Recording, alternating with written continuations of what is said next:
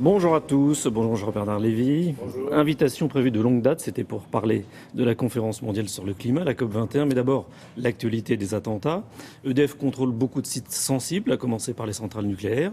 Est-ce que des précautions supplémentaires ont été prises pour la sécurité depuis les attentats? Nous avons pris des précautions supplémentaires au mois de janvier.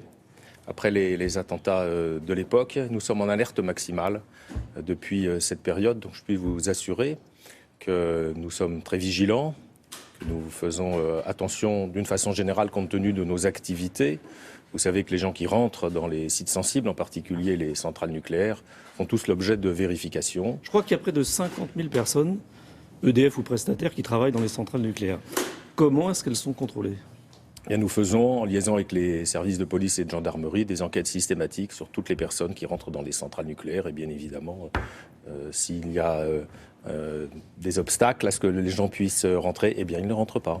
Est-ce que le fameux fichier S est utilisé pour ces contrôles? Nous n'avons pas accès au fichier S. Donc les contrôles sont menés comment? Les contrôles sont menés par les services compétents de la police et de la gendarmerie. Mais est-ce que, à votre connaissance, il y a eu des cas de radicalisation dans les centrales nucléaires qui auraient amené à ne pas faire entrer des agents? Je ne peux pas répondre à des questions précises sur telle ou telle situation. Ce que je peux vous dire, c'est que ne rentrent dans les sites sensibles, dont les centrales nucléaires, que les personnes qui ont fait l'objet d'une autorisation de la part des services compétents. Et pour ce qui concerne les lignes, est-ce que là, il y a des précautions qui ont été prises aussi? Nous avons un degré de vigilance extrême sur l'ensemble de nos installations, qu'elles soient à l'intérieur de nos sites ou qu'elles soient à l'extérieur. Ça veut dire qu'aujourd'hui, on peut considérer que l'ensemble des installations d'EDF a un niveau de sécurité qui est suffisant? Nous sommes en permanence très attentifs à faire en sorte que les Français puissent avoir l'électricité dont ils ont besoin. Cela veut dire la sûreté à l'intérieur de nos installations, notamment en matière nucléaire. Cela veut dire la sécurité, de telle sorte que tous les gens qui interviennent sur le réseau, à l'intérieur d'une centrale, aient fait l'objet des habilitations adéquates. Mais ça dépend donc pas de vous, mais de l'administration.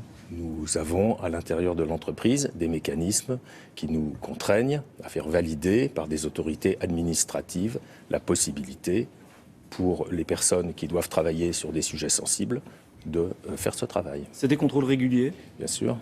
Tous les combien à peu près? Ça dépend des situations.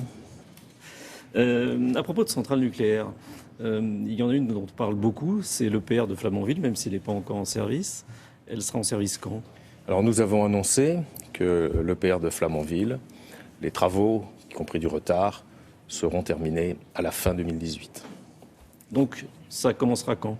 Eh bien, à la fin 2018, nous serons en mesure de charger le combustible et de faire fonctionner la centrale nucléaire pour qu'elle produise du courant électrique. Alors la fermeture de Fessenheim est conditionnée à l'ouverture de l'EPR de Flamanville. Ça veut dire que Fessenheim restera en activité jusqu'à fin 2018. La loi française impose que la capacité nucléaire soit plafonnée lorsque nous aurons à raccorder au réseau la capacité supplémentaire de Flamanville. Il faudra que nous enlevions du réseau une capacité identique.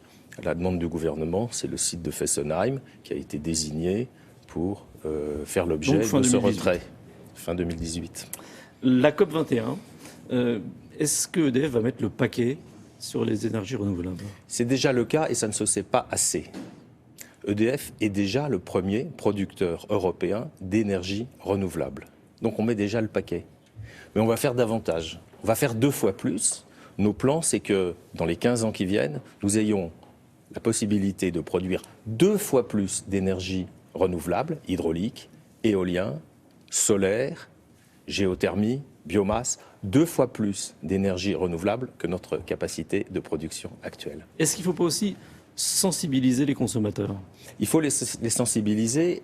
Et d'ailleurs, je vais vous annoncer quelque chose que nous lançons à l'occasion de la COP21, au moment où, malgré les événements tristes dont on parlait tout à l'heure, beaucoup de gens sont très sensibles à l'évolution de la planète. Nous allons lancer 2 offres, une pour les particuliers, une pour les entreprises, 2 offres qui garantiront à nos clients que l'électricité que nous leur vendons, c'est de l'électricité d'origine renouvelable. Il y aura un petit coût supplémentaire. Un petit coût supplémentaire, c'est de l'ordre de 2 € par mois. peut-être un petit peu moins. C'est un mettons tarif, 20 on pourrait euros dire, par an. militant. C'est un tarif militant. Et d'ailleurs, en face de ce tarif, nous, EDF, on va nous-mêmes verser de l'argent pour accélérer les recherches dans les énergies renouvelables. Donc c'est une offre citoyenne, c'est une offre écologique, c'est de l'électricité d'origine renouvelable garantie pour ceux de nos clients qui feront ce choix. Et je crois qu'au moment de la COP21, c'est montrer qu'EDF, il est au cœur du combat contre le réchauffement climatique. Il y a une autre idée aussi, c'est de pouvoir comparer sa consommation avec celle de ceux qui ont des logements analogues. Ça, c'est un produit que nous avons déjà lancé il y a quelques mois. Nous avons plusieurs centaines de milliers d'abonnés. C'est gratuit, ça s'appelle Équilibre. Il s'agit de rentrer dans un petit système automatique quelques informations sur soi-même, sa consommation, son logement, la taille du logement, le type d'appareil que l'on a, et puis là où on habite, parce qu'il y a le climat qui joue, bien sûr.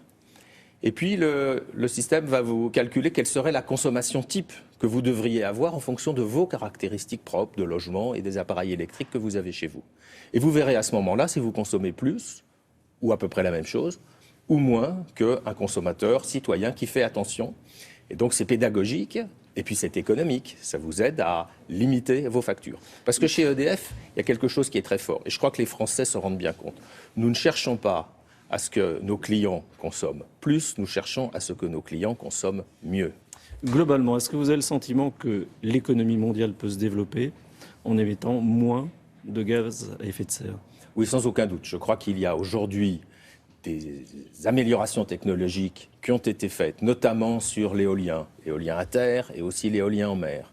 Sur les solaires. Sur le solaire, le prix des cellules solaires a considérablement baissé. Ces 10 dernières années, il a été divisé d'un facteur 5. 5 fois moins cher que c'était il y a 10 ans.